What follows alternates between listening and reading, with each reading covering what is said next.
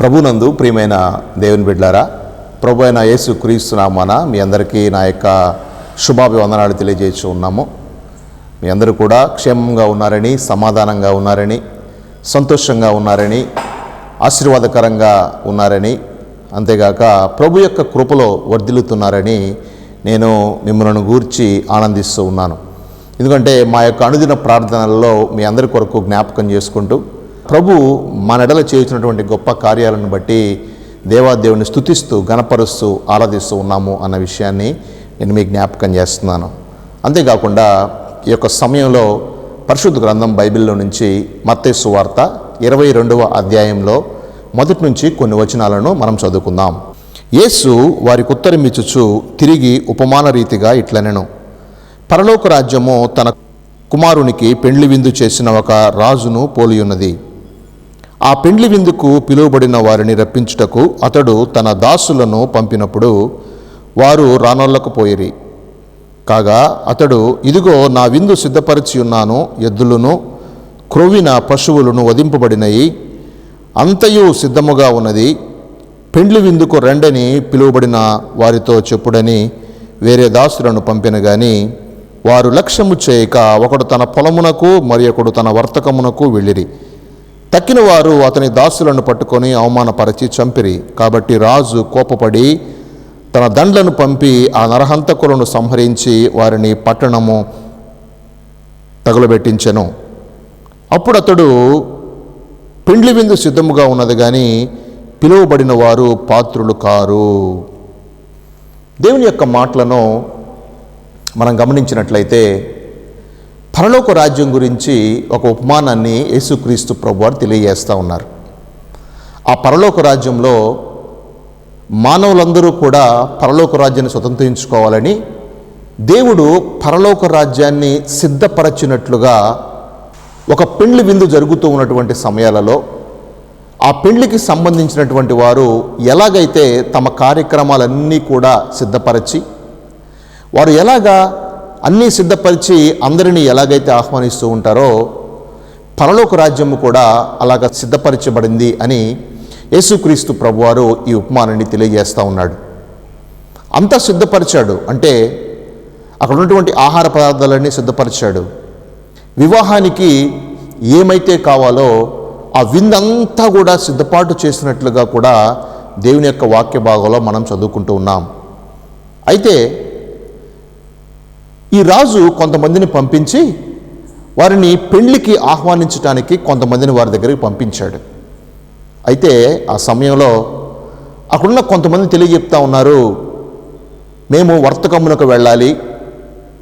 కొంతమంది లక్ష్యం ఉంచకుండా, ఈయన మాటను లక్ష్యం ఉంచకుండా వారి పనుల వారు నిమగ్నమైనట్లుగా మనము చదువుకున్నాం. దేవుని యొక్క వాక్య భాగాన్ని మనం గమనించినట్లయితే ప్రియులారా, యేసుక్రీస్తు ప్రభువారు ఒక ఉపమానముని తెలియజేస్తూ ఈ మాటలను ఇలాగ తెలియజేస్తూ ఉన్నాడు. ఆ పెండ్లి విందులో మనందరము కూడా పాలు పొందాలని దేవుని యొక్క ఆలోచన. ఆ పెండ్లి విందులో సంతోష సమాధానాలతో దేవుని ప్రేమించేటువంటి వారందరూ కూడా ఉండాలని దేవుని యొక్క ఉద్దేశం. అయితే ప్రియులారా, చాలామంది రకరకాల కారణాలు చెప్తూ ఉన్నారు. వారు వారి సొంత పనుల్లో బిజీగా ఉన్నటువంటి పరిస్థితిని గమనిస్తూ ఉన్నాం. అంతేగాక కొంతమంది అయితే ఎవరినైతే ఈ రాజుగారు వారి దగ్గరికి పంపించారో వారిని సంహరించారు. ఆ పరిస్థితిని చూసినప్పుడు దేవుడు ఎంతగానో కృంగిపోయాడు. వెంటనే దేవుడు తన యొక్క ఆలోచనలను ఈ యొక్క వాక్య భాగంలో మనం గమనించినట్లయితే కొంతమంది దేవుని యొక్క వాక్యాన్ని సెలవిస్తూ ఉన్నటువంటి సమయంలో లక్ష్యము లేకుండా ఉన్నారు. కొంతమంది దేవుని యొక్క సన్నిధి అంటే నిర్లక్ష్యముగా ఉంటా ఉన్నారు. కొంతమంది దేవుని యొక్క బిడ్డలైనటువంటి వారిగా పిలువబడుతూ ఉన్నప్పటికీ కూడా వారు దేవుని యొక్క వాక్యాన్ని అంగీకరించక ఎవరినైతే దేవుడు వారి దగ్గరకు పంపించారో వారిని సంహరించినట్లుగా మనము వాక్య భాగాలు చదువుకుంటూ ఉన్నాం. మనం చూసినట్లయితే ఎంతోమంది గొప్ప గొప్ప దైవజనులు చనిపోయారు యేసయ్య కొరకు. సువార్త ప్రకటన చేస్తూ మరణించినటువంటి వారిని చాలామందిని మనం చూస్తూ ఉంటాం ప్రియులారా. అయితే ఇక్కడ మనం గమనించినట్లయితే మిగిలిన భాగాన్ని మనం చదివినప్పుడు 8వ వచనం నుండి మనం చదివినట్లయితే అప్పుడు అతడు, పెండ్లి విందు సిద్ధముగా ఉన్నది గాని పిలువబడిన వారు పాత్రులు కారు గనుక రాజమార్గములకు పోయి మీకు కనబడే వారందరినీ పెండ్లి విందుకు పిలువుడని తన దాసులతో చెప్పెను. ఆ దాసులు రాజమార్గములకు పోయి చెడ్డవారినేమి మంచివారినేమి తమకు కనబడిన వారందరినీ పోగు చేసిరి గనుక విందుకు వచ్చిన వారితో ఆ పెండ్లిశాల నిండెను. చూడండి, దేవుని యొక్క వాక్య భాగాన్ని మనం గమనించినట్లయితే పిలువబడ్డారు ఎంతోమంది దేవుని యొక్క ఆహ్వానాన్ని మన్నించి. ఎంతోమందిని దేవుడు పిలిచాడు. ప్రయాసపడి భారం మోసుకొనుచున్న సమస్త జనులారా నా యొద్దకు రండి, నేను మీకు విశ్రాంతినిస్తాను అని చెప్పి యేసుక్రీస్తు ప్రభువారు ఒక ఓపెన్ ఇన్విటేషన్ ఎంతోమందికి ఇచ్చినట్లుగా మనం చూస్తూ ఉన్నాం. ఎంతోమందిని పిలిచాడు యేసు ప్రభువారు. కానీ ఆ పిలిచినటువంటి వారిలో చాలామంది వారి సొంత క్రియలకు ఇస్తున్నటువంటి ప్రయారిటీని దేవుని సంఘానికి కానీ దేవుని యొక్క క్రియలకు కానీ వారు ఆత్మీయంగా ఎదగటానికి కానీ ఇవ్వనట్లుగా కూడా మనం చూస్తూ ఉన్నాం. అయితే ఈ పిలువబడినటువంటి వారిని చూసి దేవుడు చాలా బాధపడతా ఉన్నాడు. ఎవరినైతే దేవుడు పిలిచాడో వారు రాకపోయినప్పుడు దేవుడు అంటున్నాడు కదా, వారు పిలువబడటానికి పాత్రులు కారు అని చెప్పి దేవుని యొక్క వాక్య భాగంలో మనం చదువుతూ ఉన్నాం. నిజంగా ఆ మాట చదువుతున్నప్పుడు ప్రియులారా, దేవుడు మానవులను రక్షణలోనికి పిలిచాడు. దేవుడు మానవులను ఒక నూతనమైనటువంటి మార్గంలోనికి పిలిచి, అయ్యా ఈ మార్గంలో నడవండి, నేను మీకు పరలోక రాజ్యాన్ని ఇస్తాను. ఈ మార్గంలో నడవండి, నేను నీకు ఒక స్వతంత్ర దేశాన్ని ఇస్తాను. ఆ రాజ్యంలో మీరు ఒక ఉన్నతమైనటువంటి స్థితిలో ఉంటారు, మీరు ఆశీర్వాదకరంగా ఉంటారు. మీరు ఉదయం నుంచి రాత్రి వరకు కూడా మీరు దేవుని నామాన్ని గణపరుస్తూ పరిశుద్ధుడు పరిశుద్ధుడు పరిశుద్ధుడు అని మానక దివారాత్రాలు కొన్ని వేలాది కోట్లాది దేవదూతల చేత దేవుడు కొనియాడబడుతున్నటువంటి ఆ సమయాలలో మీరు కూడా ఆ విందులో పాల్గొని మీరు కూడా సంతోషంగా ఉంటారు, ఆనందంగా ఉంటారు అని దేవుడు ఒక పిలుపును మానవులకు ఇచ్చినప్పుడు ఆ పిలుపును పొందుకున్నటువంటి కొంతమంది అయోగ్యమైనటువంటి ప్రవర్తనలోనికి వెళ్ళటం వలన దేవుడు వారిని చూసి చిన్నబోయినట్లుగా నేను మీకు జ్ఞాపకం చేస్తున్నాను. ఆ యొక్క ప్రవర్తనను చూసినప్పుడు దేవుడు ఎంతో దిగులు పడ్డాడు, బాధపడ్డాడు. వారు పిలువబడటానికి అర్హులు కాకపోయినప్పటికీ నేను వారిని పిలిచి ప్రత్యేకపరచి నా యొక్క పనిలో నా యొక్క పెండ్లిలో వారందరినీ కూడా ఒక సభ్యులుగా చేద్దామని ఆలోచన కలిగి ఉన్నప్పుడు వారు దానికి వ్యతిరేకంగా ప్రవర్తించారని చెప్పి దేవుడు ఎంతగానో బాధపడ్డట్లుగా దేవుని యొక్క వాక్య భాగం సెలవిస్తూ ఉంది ప్రియులారా. అయితే మరలా కొంతమందిని పిలిచి ఇంకా మీరు రాజ్య మార్గంలోనికి వెళ్ళండి, సందుల్లోనికి వెళ్ళండి, అక్కడ ఉన్నటువంటి వారందరినీ పిలువనంపండి అని చెప్పినప్పుడు చాలామంది కూడా ఆ ప్రాంతానికి రావటాన్ని మనం గమనిస్తూ ఉన్నాం.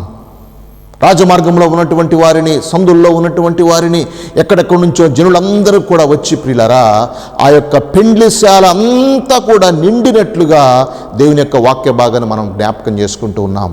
దేవుని యొక్క ఉద్దేశం ఏంటంటే ఎట్టి పరిస్థితులలో ఆయన ఏర్పాటు చేసినటువంటి సంఘమైనా ఆయన ఏర్పాటు చేసినటువంటి పరలోకమైనా కూడా నింపబడాలి అని దేవుని యొక్క ఆలోచన ప్రియులారా.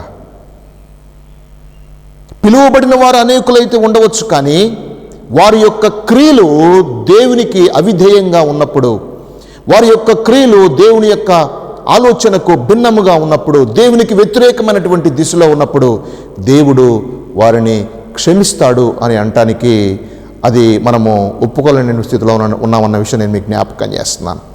ఎందుకంటే దేవుని యొక్క ఉద్దేశంలో నువ్వు పిలువబడ్డావు, దేవునికి ఇష్టమైన బిడ్డగా నివాసం చేయాలని కమిట్మెంట్ తీసుకున్నావు, దేవుని యొక్క ఉద్దేశంలో వెళ్ళాలని ఆలోచన కలిగి ఉన్నావు. కానీ నీకున్నటువంటి పరిస్థితులను బట్టి, నీకున్నటువంటి బిజీ స్కెడ్యూల్స్ని బట్టి, నీకున్నటువంటి వ్యాపారాన్ని బట్టి, నీకున్నటువంటి అవిధేయతను బట్టి, నీకున్నటువంటి కుటుంబాన్ని బట్టి ప్రియులారా దేవునికి దూరంగా అయిపోయినప్పుడు దేవుడు పిలువబడిన వారిని చూసి దుఃఖించే దేవుడైనట్లుగా నేను మీకు జ్ఞాపకం చేస్తా ఉన్నాను. అయితే చూడండి, అక్కడ ఎప్పుడైతే రాజమార్గంలోనికి వెళ్ళి సందుల్లోనికి వెళ్ళి ఈ పనివారు ఎంతోమందిని పిలిచినప్పుడు వారందరూ కూడా వస్తున్నారు. అయితే ఒక వ్యక్తి వచ్చాడు, పెండ్లి వస్త్రం లేకుండా ఆ ప్రాంతాలకు ఒక వ్యక్తి వచ్చాడు. చూడండి నాతో పాటుగా పరిశుద్ధ గ్రంథంలో మనం గమనించినట్లయితే 11వ వచనం మనం చూసినప్పుడు, రాజు కూర్చున్న వారిని చూడ లోపలికి వచ్చి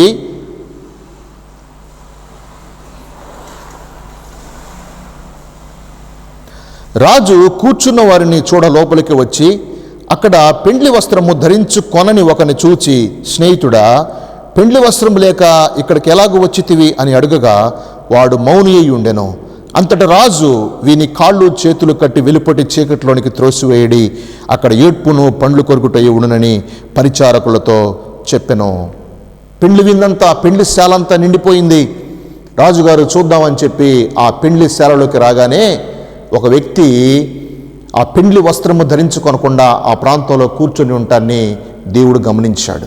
చూడండి, అతను పిలువబడినటువంటి వ్యక్తే, కానీ అతని దగ్గర నీతి లేదు, లేదా అతని దగ్గర న్యాయం లేదు, అతని దగ్గర ఒక మంచి ప్రవర్తన లేనటువంటి సందర్భాన్ని దేవుడు జ్ఞాపకం చేస్తూ ఉన్నాడు. దేవునికి ఇష్టమైనటువంటి క్రియలు, దేవునికి ఇష్టమైనటువంటి యథార్థమైనటువంటి జీవితం అతని దగ్గర లేనప్పుడు ప్రియులారా, దేవుడు ఏం చేస్తున్నాడంటే, పిలువబడిన వారు అనేకులుగా ఉన్నారు, అయితే ఏర్పరచబడిన వారు కొందరే అని దేవుని యొక్క మాటలు మనం జ్ఞాపకం చేసుకుంటూ ఉన్నాం. అవును, నీవు దేవుని కొరకు పిలువబడాలని చెప్తున్నావు, నీవు దేవుని కొరకు నిలబడాలని ఆలోచన కలిగి ఉన్నావు, నువ్వు నిలబడ్డావు, సంతోషంగా ఉన్నావు, దేవునికి స్తుతియాగం చెల్లిస్తూ ఉన్నావు, దేవుణ్ణి ఆరాధిస్తున్నావు, దేవుని కొనియాడుతూ ఉన్నావు. కానీ నా ప్రియ సహోదరుడా, సహోదరి, మన యొక్క క్రియలు దేవుని యొక్క దృష్టిలో సరిగా లేకపోయినట్లయితే ఈ పెండ్లి విందులో పాల్గొనటానికి మనం అర్హులము కాము అన్న విషయాన్ని నేను మీకు జ్ఞాపకం చేస్తున్నాను. దేవుని యొక్క ఉద్దేశంలో ఒక వ్యక్తి అలాగే పెండ్లి కుమారుని వస్త్రము లేకుండా లోపలికి ప్రవేశించినప్పుడు యేసుక్రీస్తు ప్రభువారు వారిని చూసి చెప్తున్నాడు కదా, అయ్యా, నీకు పెండ్లి వస్త్రం లేదు అంటే నీకు క్రియలు సరిగా లేవు, నీకు సరైనటువంటి ప్రార్థనా జీవితం లేదు, అంతరంగికము శుద్ధి లేదు, దేవునికి యోగ్యమైనటువంటి ప్రవర్తనలో నీవు నివాసము చేయలేకపోతా ఉన్నావు అన్నటువంటి విధంగా దేవుడు చెప్పి అక్కడ ఉన్నటువంటి వారితో చెప్తున్నాడు, వీడిని తీసుకెళ్ళి బయట చీకట్లో పడివేయడి, అక్కడ ఏడ్పును పండ్లు కొరుకుటయి ఉంటాయని యేసుక్రీస్తు ప్రభువారు ఈ ఉపమానాన్ని తెలియజేస్తున్నాడు. ఏడ్పు ఉంటుంది. మత్తయి సువార్తలో మనం గమనించినట్లయితే దాదాపు 5-6 సార్లు ఏడ్పును పండ్లు కొరుకుటయు ఆ ప్రాంతంలో ఉంటుంది అని యేసుక్రీస్తు ప్రభువారు తెలియజేశారు.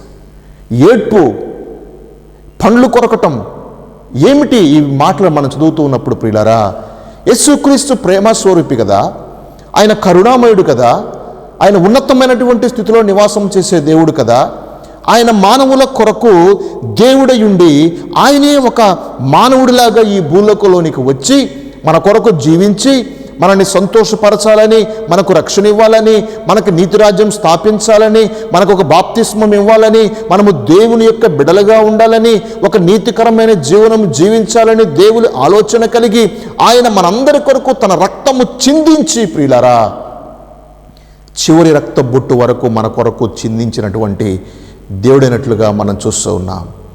అంత ప్రేమించినటువంటి దేవుడు ఈ నరకానికి తన బిడ్డలను పంపించటానికి ఆసక్తి కలిగి ఉంటాడా? అంత ప్రేమించినటువంటి దేవుడు తన బిడ్డలను నరకములో వేయటానికి ఇష్టపడతా ఉంటాడా?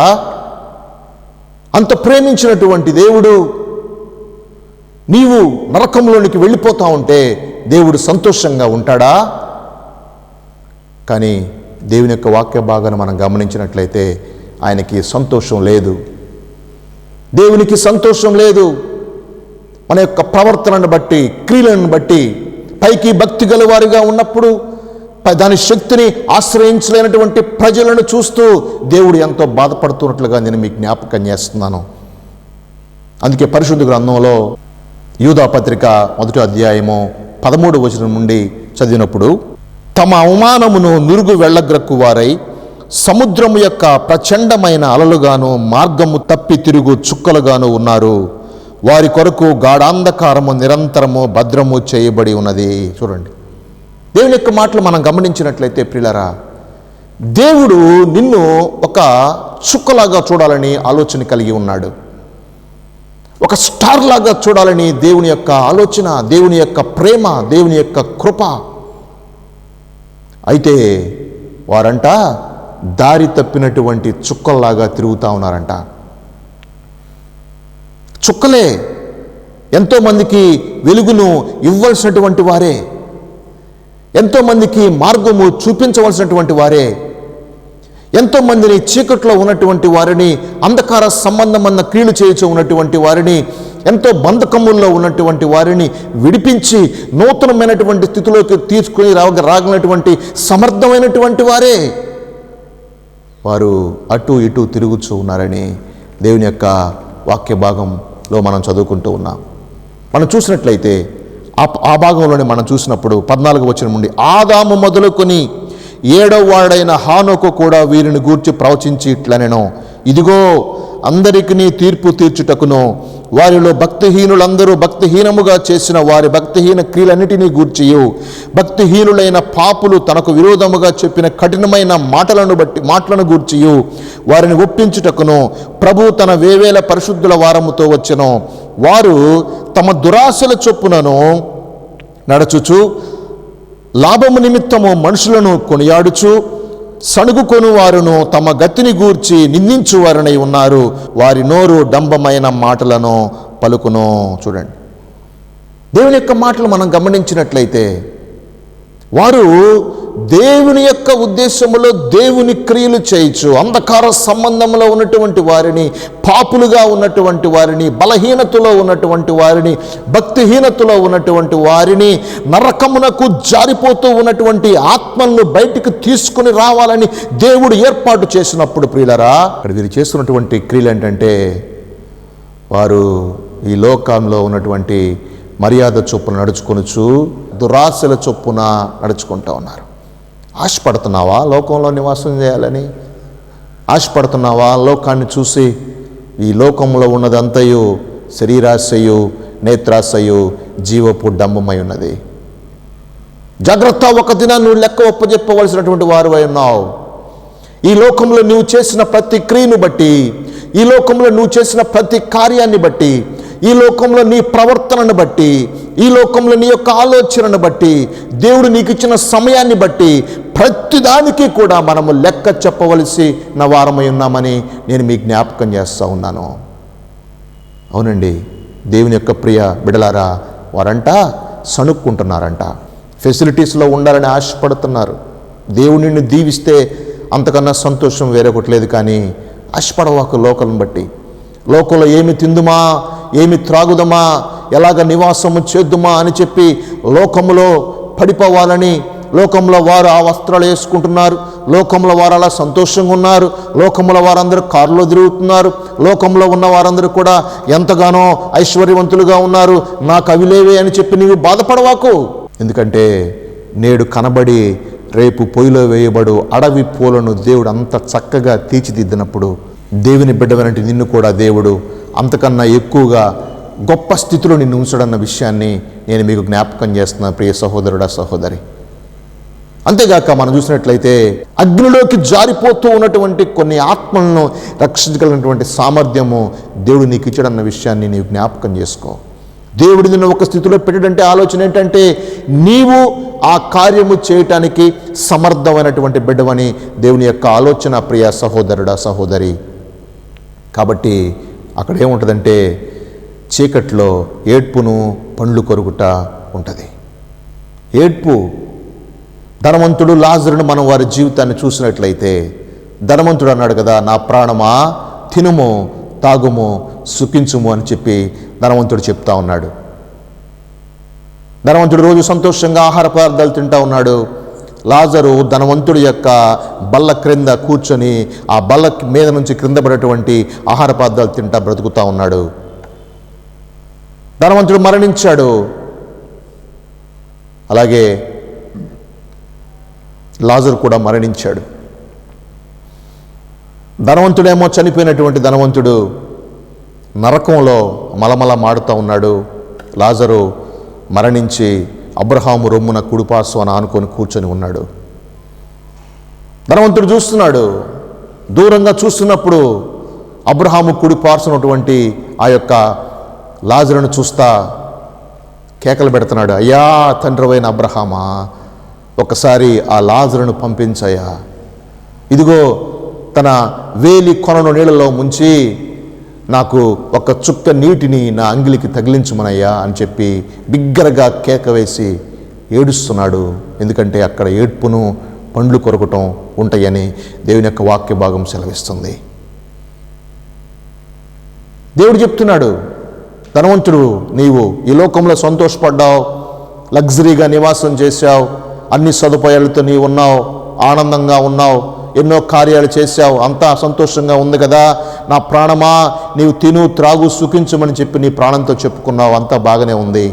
కానీ ఇప్పుడైతే ఇక్కడ వారు అక్కడికి కానీ అక్కడ వారు ఎక్కడికి కానీ రావడానికి అవకాశం లేనేలేదు. ఎందుకంటే ఈ రెండు ప్రాంతాలకు మధ్య ఒక అగాధమైనటువంటి భయంకరమైన లోయ ఉంది అని చెప్పి, ఒక అగాధం ఉన్నది అని చెప్పి తండ్రివైన అబ్రహాము ఈ యొక్క ధనవంతుడు చెప్తున్నట్లుగా మనం చూస్తూ ఉన్నాం. అవునండి, ఈ కథంతా కూడా మీ అందరికీ బాగా తెలుసు. ధనవంతుడు లాజరు గురించి తెలియనటువంటి వారంటే ఎవరు ఉండరు. కానీ దేవుని యొక్క వాక్యాన్ని పెడచెవిని పెట్టే బిడ్డగా నీ ఉండొద్దని నా యొక్క మనవి. ఎందుకంటే దేవుని యొక్క వాక్యం మనల్ని బలపరుస్తూ ఉన్నప్పుడు, దేవుని యొక్క వాక్యం మనల్ని ఒక నూతనమైన పద్ధతిలో నడిపించాలని ఆలోచన కలిగి ఉన్నప్పుడు, దేవుని యొక్క వాక్యానికి చెవిగ్గే బిడలుగా నీవు నేను ఉండాలని ఈ యొక్క సమయంలో జ్ఞాపకం చేస్తున్నాను.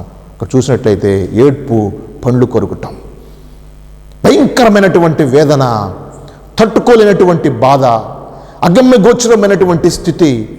ఎవరు నిన్ను పట్టించుకోరు, ఎవరు నీతో మాట్లాడరు, ఎవరు నిన్ను ఓదార్చరు, ఎవరు నీ వైపు చూసి నా కుమారుడ నశించిపోతున్నావా అని చెప్పి ఎవరు నిన్ను పట్టించుకునే వారంటూ ఎవరు కూడా ఉండరు ప్రియులరా ప్రాంతంలో. ఎందుకంటే పరలోకం ఇస్తానని చెప్పినటువంటి దేవుడు నరకాన్ని కూడా సిద్ధపరచాడు. అది నీ కొరకు కాదు, కానీ సాతాను వాటి దూతల కొరకు మాత్రమే నరకాన్ని దేవుడు సిద్ధపరిచాడు. ఎవరైతే సాతానుని వెంబడిస్తున్నారో, ఎవరైతే సాతాను క్రియలు ఈ భూలోకంలో చేస్తున్నారో, ఎవరైతే సాతాను యొక్క చిక్కుల్లో ఇరుక్కుపోయి ఉన్నారో, ఎవరైతే బయటికి రాని స్థితిలో ఉన్నారో, వారందరూ కూడా నరకంలో పడవేయబడి అగ్ని ఆరక పురుగు చావక నశించిపోయే దినం ఒక దినము రాబోతుందని నేను మీకు జ్ఞాపకం చేస్తున్నాను ప్రియులారా. గమనించండి, యేసు ప్రభు ప్రేమను అర్థం చేసుకోవడానికి మీరు ప్రయత్నం చేయండి. యేసు ప్రభు యొక్క కృపను అర్థం చేసుకునేకి మీరు ప్రయత్నం చేయండి. మేము విన్నాం ఈ వాక్యాలని మీరు అనుకుంటారు, మేము ఇలాంటి వాక్యాలు చాలా విన్నామండి అనుకుంటారు. లేదా యేసు ప్రభు మాకేం చేసాడు అని చెప్పి మీరు అనుకుంటారు. యేసు ప్రభు మాకేం పెద్దగా చేయలేదండి అని చెప్పి మీరు అనుకుంటారు, అనుకోవచ్చు. కానీ ప్రియులారా, దైవ సేవకునిగా నాకు కూడా ఎన్నో పర్సనల్ ఎక్స్పీరియన్సెస్ ఉన్నాయి. దేవుడు నాతో మాట్లాడే పర్సనల్ ఎక్స్పీరియన్స్ ఎన్నో ఉన్నాయి. 2 దినాల క్రితం ఒక చిన్న సంఘటన జరిగింది, నేను మీతో పంచుకుంటాను. ఇంట్లో మా గృహంలో నేను వేరే వాళ్ళకు ఒక 5,000 రూపాయల డబ్బులు ఇవ్వాలి. ఇది నా పర్సనల్ ఎక్స్పీరియన్స్ చెప్తున్నాను మీతో. అయితే సరేనని చెప్పి గృహంలో చాలా ఇబ్బందిగా ఉంది. ఆ టైం చెప్పారు, ఈరోజు కట్టాలయ్యా అని చెప్పి టైం చెప్పారు. సరేనని నేనేం చేశానంటే, ఆ రోజు నాకు ఆ మార్నింగ్ టైంలో మనీ కుదరలేదు, దొరకలేదు. సరేనని నేను ఇంట్లో నుంచి బండి వేసుకొని బయటకు వస్తూ, బండి మీద బండిని డ్రైవ్ చేస్తూ ప్రార్థన చేసుకుంటున్నాను. ప్రభువా, నువ్వు నన్ను పిలిచావు, ప్రత్యేకపరిచావు, మా కుటుంబం నిమిత్తమై నాకు కుటుంబాన్ని ఇచ్చావు, గర్భఫలాలు ఇచ్చావు ప్రభువా, మాకు సంఘాన్ని ఇచ్చావు నాయన. ప్రభువా, నీవు నన్ను ప్రేమించావు, నన్ను పిలిచావు కాబట్టి నా అవసరతలన్నీ కూడా నీవు చూడాలి కదా ప్రభువా అని చెప్పి నేను ప్రార్థన చేస్తూ వెళ్తూ ఉన్నప్పుడు, కొంతసేపుడికి 1 కిలోమీటర్ దూరం ప్రయాణం అయిన తర్వాత నేను బండి ఆగి ఒక చోట ఆపి అక్కడ కూర్చొని నేను తలస్తున్నాను. నీ చిత్తం అయితే ప్రభువా, నాకు ఈ అప్పు తీర్చబడే విధంగా నీవు సహాయం చేయి ప్రభువా అని చెప్పి ప్రార్థన చేశాను. ఇంకొంచెం గట్టిగానే ప్రార్థన చేశానులేండి.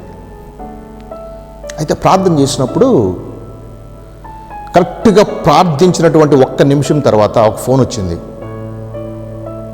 ఒక ఫోన్ వచ్చి, పాస్టర్ గారు, అతను నా స్నేహితుడు, ఫోన్ చేసినటువంటి వ్యక్తి నాకు మంచి స్నేహితుడు. నేను యవన కాలంలో ఉన్నప్పటి నుంచి, నేను ఇంటర్మీడియట్ సెకండరీ చదివినప్పటి నుంచి నా స్నేహితుడు. తను సాఫ్ట్వేర్లో పనిచేస్తూ ఉంటాడు. అయితే నన్ను పేరు పెట్టి పిలుస్తాడు. నాకు ఫోన్ చేసి, నీకు ఎప్పటి నుంచో ఓ చిన్న కానుకిద్దామని చెప్పి నేను ఆలోచన కలిగి ఉన్నాను.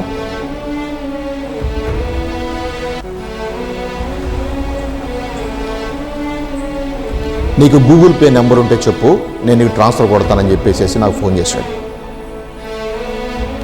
నేను అంతకుముందు అనుకుంటున్నాను, ప్రభువా నీవు నిజంగా దేవుడు అయితే, నేను చేసిన ప్రార్థన చెప్తాను, మీరు వినండి. ఇప్పుడు ఇందా చెప్పాను కదా, ఇంతకన్నా గట్టి ప్రార్థన చేశానని. నీవు నిజంగా దేవుడు అయితే నాకు సహాయం చేయి, లేకపోతే కరోనా వచ్చి మేము నలుగురు చనిపోవాలి ప్రభు అని చెప్పి నేను ప్రార్థన చేశాను. ఒక్క నిమిషంలో ప్రియులరా ఒక ఫోన్ వచ్చింది. ఫోన్ చేశాడు, ఫోన్ పెట్టేశాడు. ఒక 10 సెకండ్లలో నా అకౌంట్కి అమౌంట్ వచ్చింది. స్టన్ అయిపోయాను, నేను అసలు ఆశ్చర్యపోయాను. దేవుడు చేసిన క్రియను బట్టి నిజంగా అప్పుడు అనిపించింది, నిజంగా ఎస్, దేవుడు నా ప్రక్కన ఉన్నాడు, నా ప్రతి క్రియను చూస్తున్నాడు, నా ప్రార్థన ఆలకిస్తున్నాడు, నన్ను పోషిస్తున్నాడు, నాతో ఉన్నాడు. దేవుడు మీకు తోడని అర్థం. ఆయన ఇమ్మానుయేలు దేవుడు కాబట్టి ఆయన మనతో ఉన్నాడు అన్నటువంటి విశ్వాసంలోనికి ఇంకా స్థిరముగా ప్రభువుని కొనియాడటానికి దేవుడు తన కృపనిచ్చాడు. ప్రియులారా, అంత ప్రేమగలటువంటి దేవుని విడిచి ఎక్కడికి వెళ్తావు? అంత ప్రేమగలటువంటి దేవుని విడిచిపెట్టి ఈ లోకంలో పడిపోవాలని ఆశపడుతున్నావా? అంత ప్రేమగలటువంటి యేసయ్యను విడిచిపెట్టి ఈ లోకం వైపు నీవు చూస్తూ ఉన్నట్లయితే ఒక సహోదరునిగా నేను నిన్ను బలపరచాలని ఆశ కలిగి ఉన్నాను. లేదు, ఈ లోకము నీకు సంతోషాన్ని ఇవ్వదు. ఈ లోకంలో నీవు ఎన్ని సంవత్సరాలు తిరిగినప్పటికీ కూడా ఒక టెంపరరీ సంతోషం నీవు కలిగి ఉంటావు, ఒక టెంపరరీ ఆనందాన్ని నీవు కలిగి ఉంటావు, ఒక టెంపరరీగా నీవు కొంత సంతోషాన్ని ఆనందాన్ని కలిగి ఉండాలే. కానీ ప్రియులారా, నీకు హృదయాంతరంగంలో నుంచి నిజమైనటువంటి సంతోషము ఈ లోకంలో ఉన్నటువంటి ఎవరు కూడా నీకు కల్పించలేరు. నీవు నీ దేవునితో ఉన్నటువంటి రిలేషన్షిప్ని బట్టి, నీ దేవునితో ఉన్నటువంటి సంబంధ బాంధవ్యాలను బట్టి నీవు తప్పక ఒక ఉన్నతమైనటువంటి స్థితిలో ఉంచాలని దేవుని యొక్క ఆలోచనట్లుగా నేను మీకు జ్ఞాపకం చేస్తున్నాను. ఎందుకంటే నీవు నరకానికి పోవటం దేవునికి ఇష్టం లేదు. నీవు గొప్ప వ్యక్తివి కావచ్చు, నీవు సంఘంలో ఒక ప్రెస్టీజియస్ వ్యక్తివి కావచ్చు, సొసైటీలో ఒక ఉన్నతమైన స్థితిలో ఉండొచ్చు.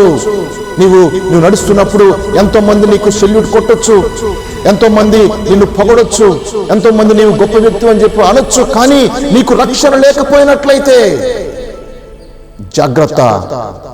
ఒక దినాన దేవునికి నీవు లెక్క అప్పచెప్పవలసిన ఆవశ్యకత ఎంతైనా ఉందన్న విషయాన్ని నేను మీకు జ్ఞాపకం చేస్తున్నాను. కాబట్టి ప్రియులారా, యేసయ్యను నమ్మటానికి ప్రయత్నం చేయండి. యేసయ్య మన జీవితంలో గొప్ప కార్యాలు జరిగించే దేవుడు. ఎందుకంటే ఆ నరకంలో నీవు ఉండటము, అక్కడ అగ్ని ఆరక పురుగు చావక నీవు చిన్నాభిన్నమైపోవటము, అక్కడ ఏడ్పులు పండ్లు కొరుకుటయి ఉన్నప్పుడు ఆ గలిబిల్లో నీవు ఉండటము, నిన్ను ఎవరు పట్టించుకోకుండా, నీ యొక్క మాటలు ఎవరు అర్థం చేసుకోకుండా, నీ పరిస్థితిని ఎవరు కూడా అర్థం చేసుకునేటువంటి ఆ ప్రదేశంలో నీవు ఉండటం కంటే సమయం ఉన్నప్పుడే సద్వినియోగపరచుకొని అజ్ఞానుల వలె కాక జ్ఞానుల్లాగా ఈ భూలోకంలో నివాసం చేసి ప్రభు కొరకు ప్రార్థన చేయడానికి ప్రయత్నం చేయి. దేవుడు తప్పక నా మొర విన్నటువంటి దేవుడు తప్పక నీ జీవితంలో కూడా మేలు చేసే దేవుడైనాడని నేను మీకు జ్ఞాపకం చేస్తా ఉన్నాను. ప్రియమైనటువంటి దేవుని బిడ్డలారా, దేవుని మాటలను వింటున్నటువంటి నా ప్రియ సహోదరుడా, సహోదరి, దేవుని యొక్క ప్రేమను అర్థం చేసుకోవడానికి మీరు ప్రయత్నం చేయండి. ఒకవేళ దేవుని నువ్వు దూరంగా ఉన్నట్లయితే దేవునికి దగ్గరగా వెళ్ళడానికి ప్రయత్నం చేయి. మోకరించి ప్రార్థన చేయి, ప్రభువా నన్ను క్షమించయ్యా, ప్రభు నన్ను క్షమించయ్యా, నువ్వు నాకు తోడుగా ఉండయ్యా, మళ్ళా నన్ను దర్శించయ్యా, మళ్ళా నన్ను స్వీకరించయ్యా, నన్ను ప్రేమించయ్యా అయ్యా అని చెప్పి నీ హృదయాన్ని తెరచి ప్రభువుని అడిగినప్పుడు ప్రియులారా, ప్రభు నీ జీవితంలో గొప్ప కార్యాలు చేయడానికి సమర్థవంతమైన దేవుడైనాడని నేను మీకు జ్ఞాపకం చేస్తున్నాను. ఎందుకంటే నీవు నరకానికి పోవటం మొట్టమొదట నాకు ఇష్టం లేదు కాబట్టి, నువ్వు నశించిపోవటం నాకు ఇష్టం లేదు కాబట్టి, నీవు కృంగిపోవటం నాకు ఇష్టం లేదు కాబట్టి నేను ఈ మాటలు నీకు తెలియజేస్తాను. తప్పక నీవు దేవుడు ఏర్పాటు చేసినటువంటి ఆ విందులో పాల్గొనాలని నా యొక్క ఆలోచన. కాబట్టి ఆ పెళ్లి విందులో నీవు సంతోషంగా ఉండి ఆ పెళ్లి విందులో పాల్గొని ప్రభు ఇచ్చే ఆశీర్వాదాలు దీవెనలు పొందుకోవాలంటే ఈ సమయాన మనము సిద్ధపాటు చేసుకునే సమయం. కాబట్టి చూస్తూ ఉన్నాము కదా, ఎంతో మందిని దేవుడు తీసుకొని పోతా ఉన్నాడు. ఎంతో మంది వెళ్ళిపోతా ఉన్నారు, నశించిపోతున్నారు, మరణిస్తూ ఉన్నారు. ప్రియులారా, ఆ యొక్క పరిస్థితుల్లోనికి మనము వెళ్లకుండా ఉండటానికి దేవుడు తన కృప, తన కాపుదల, తన భద్రత మనకు దయచేయాలని ఈ సమయంలో ప్రార్థన చేద్దాం. దయచేసి మీరు ఎక్కడున్నప్పటికీ కూడా దయచేసి మోకరించి కళ్ళు మూసుకోండి. ప్రభు తప్పక మన ప్రార్థన ఆలకించి మనకు జవాబు దయచేసే దేవుడు. ప్రార్థన. పరిశుద్ధుడా, ప్రేమ కలిగిన మా యేసయ్య, నమ్మకమైన మా దేవా, నీ పరిశుద్ధ నామానికి వేలాది వందనాలు స్తోత్రాలు చెల్లిస్తున్నాం ప్రభువా. నాయన, నీ ప్రియ బిడ్డలను చూసినటువంటి దేవుడు నాయన, చూడు ప్రభువా, వారికి ఉన్నటువంటి ఆర్థిక సమస్యలను చూడు ప్రభువా, వారికి ఉన్నటువంటి దిగులు చూడు ప్రభువా, వారికి ఉన్నటువంటి నా తండ్రి నా సమస్యలను నీవు చూడు ప్రభువా. నా తండ్రి, వారిని నీ కృపలో జ్ఞాపకం చేసుకుని నా తండ్రి మీరు స్వస్థపరచండి ప్రభువా. ఆయన ఆరోగ్యవంతులుగా చేయండి, ఆయుష్మంతులుగా చేయండి ప్రభువా. ఎన్నో కుటుంబాలు ప్రభువా, నేను నమ్మినటువంటి కుటుంబాలు చిన్నాభిన్నమైపోతున్నాయి ప్రభువా. నా తండ్రి, వారిని మీరు నడిపించండి, బలపరచండి ప్రభువా. ఎంతో మంది దైవజనులు నా తండ్రి నాయన కుటుంబాలను పోగొట్టుకుని ఎంతో దిగులు పడతా ఉన్నారు ప్రభువా. వారికి మీరు సహాయం చేయండి అయ్యా. ఆయన సంఘాన్ని మరలా పురుగొల్పుకొని ప్రభువా నా తండ్రి మరలా సేవలో ముందుకెళ్లే భాగ్యాన్ని దయచేయ ప్రభువా. నీకు స్తోత్రాలు నా తండ్రి. ఆయన మీరు మాట్లాడుతున్నందుకు వందనాలు స్తోత్రాలు చెల్లించుకుంటూ ఎవరైతే దేని కొరకైతే ప్రార్థిస్తున్నారో ప్రభువా, వారి ప్రార్థనలన్నిటినీ మీరు ఆలకించండి నా తండ్రి. జవాబు దయచేయండి ప్రభువా, బలపరచండి ప్రభువా, నీ శక్తితో నింపండి ప్రభువా, ఆశీర్వాదంతో నింపండి ప్రభువా, స్వస్థతో మీరు నింపండి ప్రభువా. నీకు స్తోత్రాలు నా తండ్రి. నీ బిడ్డలందరినీ కూడా నాయన పరలోక రాజ్య స్వతంత్రులుగా చేయమని నా తండ్రి, పరలోక రాజ్యాన్ని స్వతంత్రించుకునే బిడ్డలుగా జీవ గ్రంథంలో వీరి పేరు లిఖించబడే విధంగా ఉండడానికి మీరు సహాయం చేస్తారని నమ్ముచూ యేసుక్రీస్తు అతి శ్రేష్టమైన ఘనమైన ఉన్నతమైన నామాన ప్రార్థించి మరి మిక్కిలి వినయముతో అడిగి వేడుకొని ఉన్నాం పరలోకపు తండ్రి. ఆమేన్. మన పరమ తండ్రి అయిన దేవుని ప్రేమ, ప్రభువైన యేసుక్రీస్తు వారి యొక్క కృప, పరిశుద్ధాత్మ యొక్క అన్యోన్య సహవాసము, సంతోషం, సమాధానము ఇది మొదలుకొని మనకు ఈ లోకంలో ఉన్న సకల పరిశుద్ధులకు సదాకాలము తోడై ఉండి నడిపించునుగాక. ఆమేన్, ఆమేన్, ఆమేన్. మీ అందరికి నా యొక్క హృదయపూర్వక వందనాలు. మీ ప్రార్థన అవసరతలు మాకు తెలియచేయండి. మేము మీ కొరకు ప్రార్థిస్తున్నామన్న విషయాన్ని మీరు మరువద్దు. అంతేగాక ప్రభు మిమ్మల్ని ప్రేరేపించినట్లయితే ఈ కార్యక్రమానికి మీరు సపోర్ట్ చేయాల్సిందిగా ప్రభుపేట మనవి చేయించు ఉన్నాను. ప్రార్థనాపూర్వకంగా మీరు ప్రార్థన చేయండి. ప్రభు తప్పక తన కార్యాన్ని జరిగిస్తాడు. మీ అందరికి నా హృదయపూర్వక వందనాలు. God bless you. సన్నపు నార వస్త్రము ధరించినది దేహము, జీవిత కాలపు సుఖము, ధనవంతుని జ్ఞాపకము. కుక్కల కంటే హీనము, ఆకలి దిగంబరత్వము, దేహము కురుపులమయము, లాజరు కది జ్ఞాపకము. సన్నపు నార వస్త్రము ధరించినది దేహము, జీవిత కాలపు సుఖము, ధనవంతుని జ్ఞాపకము. కుక్కల కంటే హీనము, ఆకలి దిగంబరత్వము, దేహము కురుపులమయము, లాజరు కది జ్ఞాపకము. ఇరువురు మరణపు వశము, ముగిసెను ఆయుష్కాలము, ఒకరికి తరగని సుఖము, ఒకరికి నిత్య నరకము. కళ్ళ ముందు కరిగిపోరా జీవితం అశాశ్వతం. లోకమందు ఏది నీదిరా, జ్ఞాపకాలేగా శేషం. మేలు జ్ఞాపకమే, కీడు జ్ఞాపకమే, మేలైనది చేయని నడవడి జ్ఞాపకమే. గతము జ్ఞాపకమే, హితము జ్ఞాపకమే, పాతాళపు యాతన తరగని జ్ఞాపకమే. కళ్ళ ముందు కరిగిపోవురా జీవితం అశాశ్వతం. లోకమందు ఏది నీదిరా, జ్ఞాపకాలేగా శేషం.